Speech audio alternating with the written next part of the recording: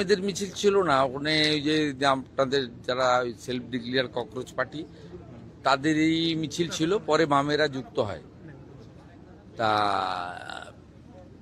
আমি ধন্যবাদ জানাবো পশ্চিমবঙ্গে যারা এই নিট আন্দোলনের পার্ট ছিল, তারা এই ঘটনায় একেবারেই যুক্ত নয়, আমরা ভালো করে দেখেছি এবং তারা সোশ্যাল মিডিয়াতেও দিয়েছে যে সাংবাদিকদের উপরে বর্বরোচিত আক্রমণ এবং এই ধরনের ঘটনার সঙ্গে যারা যুক্ত তাদের দায়িত্ব তারা নিচ্ছে না। তারা সোশ্যাল মিডিয়াতেও দিয়েছে, আমাকে কলকাতা পুলিশের সিপি সব পাঠিয়েছে, দেখেছে। এই শক্তিটা কমপ্লিটলি বিদেশি শক্তিদের দ্বারা মদতপুষ্ট হতে পারে, তদন্তকারীরা বলতে পারবেন।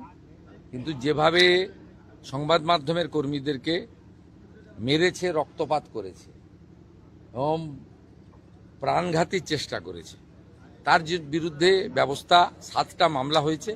সব মামলা কিন্তু রিপোর্টাররা করেছেন। পুলিশ 2-1টা সুমোটো মামলা করেছে, কিন্তু রিপোর্টাররাই এগিয়ে এসে করেছেন। এই প্রথম পশ্চিমবাংলায় রিপোর্টাররা বছরের পর বছর ধরে আক্রান্ত হয়েছে। 23-এর পঞ্চায়েত ভোটে কি অবস্থা হয়েছে আপনারা দেখেছেন, 22-এর পুরো ভোটে কি হয়েছে, ভাঙড়ে কিভাবে পিটানো হয়েছে, সন্দেশখালীতে পিটানো হয়েছে, অভয়া আন্দোলন, আরজিকর আন্দোলনে কিভাবে মার খেয়েছে রিপোর্টাররা, কিভাবে রক্তপাত হয়েছে। না প্রেস ক্লাব কোনো ভূমিকা নিয়েছে, না তদানীন্তন মুখ্যমন্ত্রী বা পুলিশ কোনো ভূমিকা নিয়েছে, না কেউ গ্রেপ্তার হয়েছে।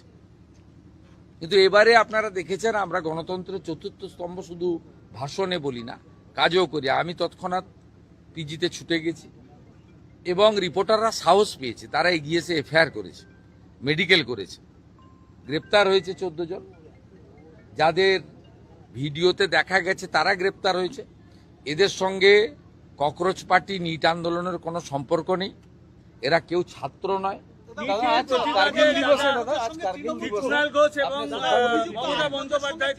আজকে কার্গিল দিবস, কার্গিল দিবসে যারা শহীদ হয়েছে আমাদের ভারত মাতাকে সুরক্ষিত রাখার ক্ষেত্রে, তাদের স্মরণ করার দিন। সোশ্যাল মিডিয়াতেও করেছি, এখানে মন কি বাত শুরুর আগে এখানে যে আমাদের অস্থায়ী শহীদ বেদি বানানো হয়েছে সেখানে দাঁড়িয়ে স্যালুট করেছি।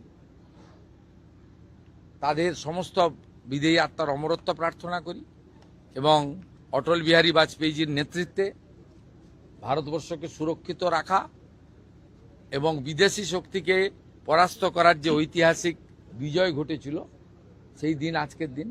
গোটা দেশ শ্রদ্ধার সঙ্গে শহীদদের স্মরণ করছে এবং গর্বের সঙ্গে কার্গিল বিজয় দিবস পালন করছে। 2026 এক্সামিনেশন বিল পাস হতে চলেছে লোকসভায়, তাতে প্রশ্ন ফাঁস সংক্রান্ত যে এই এত ঘটনা ঘটছে, শাস্তি জরিমানা উভয়ই হবে, কড়া বিল আনছে কেন্দ্রীয় সরকার। সোমবার পেশ হবে এই বিল লোকসভায়। দেখুন, নরেন্দ্র মোদীজি বরাবর এসব বিষয়ে জিরো টলারেন্সের নীতি নিয়ে চলেন এবং আন্দোলনকারীরা তার প্রতি আস্থা রেখেছেন এবং তিনি ব্যবস্থা নিচ্ছেন